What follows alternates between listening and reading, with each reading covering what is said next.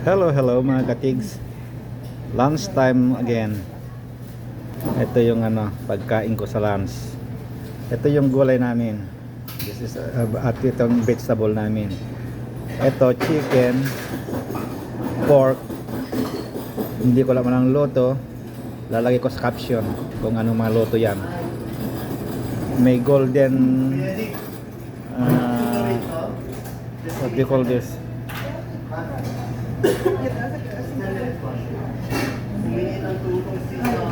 Tsaka may rice kami, kaya masaya na naman kasi may rice. Ayan, may rice. At tsaka ang soup namin ay potato soup. At kung magsasakada tayo ng soda, kalahati lang.